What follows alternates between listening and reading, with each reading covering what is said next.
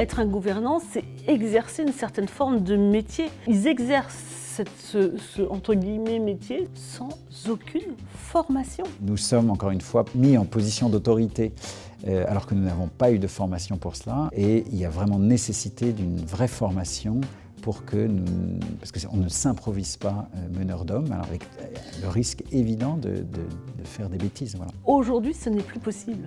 Ce n'est plus possible.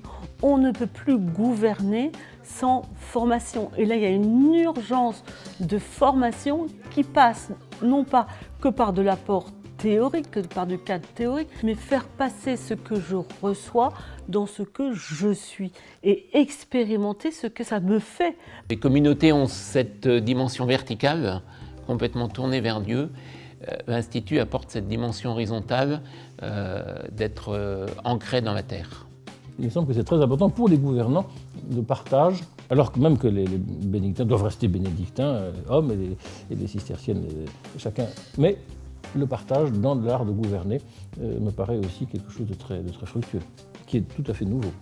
Ce qui m'a motivée, c'est une église experte en humanité, c'est-à-dire une église qui se forme sur le plan relationnel et dans le plan de la relation pour pouvoir véritablement être des gens d'expertise d'humanité et pas simplement des intellectuels qui réfléchissent à ces questions. L'essentiel d'abord, c'est de pouvoir se retrouver entre responsables au même degré d'autorité plus ou moins et donc où on peut partager dans un cadre de confidentialité qui est respecté des situations difficiles ou des joies aussi que nous portons avec nous. Deuxième aspect, c'est justement de bénéficier de ces outils que les coachs nous proposent, des ateliers qui sont pour nous tout à fait étonnants. En proposant des outils pour un gouvernement plus ajusté, on va pouvoir se recentrer sur l'essentiel, mettre nos forces au bon endroit. Et là, ça va porter des fruits. Ce qui m'a motivée le plus, c'est la question de la croissance. Et je me suis dit, en fait, c'est pas facultatif la croissance. Et la fécondité d'une communauté, c'est quelque chose qui doit faire partie de notre vie.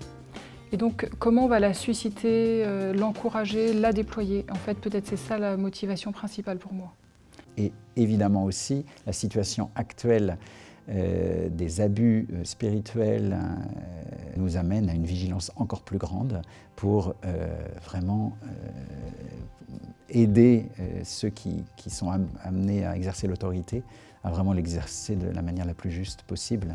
Pour se transformer, je dois apprendre à mieux me connaître, à mieux appréhender mes talents, pour les mettre au service de ma communauté, pour les mettre au service de l'Église, pour les rendre, pour les redonner.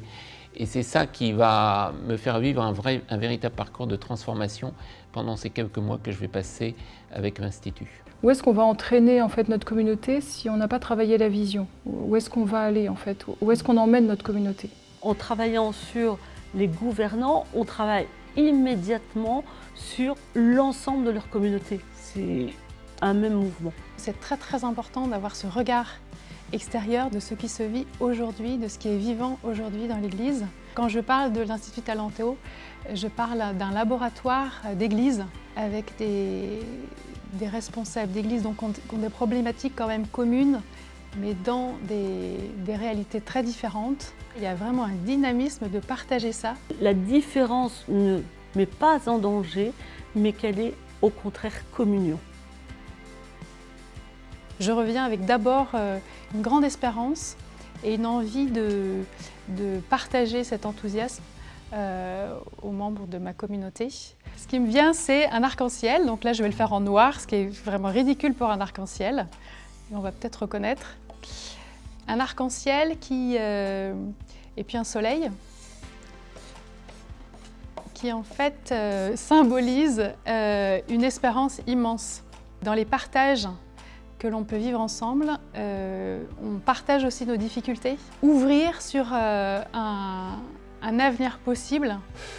J'ai une vision meilleure de mon job.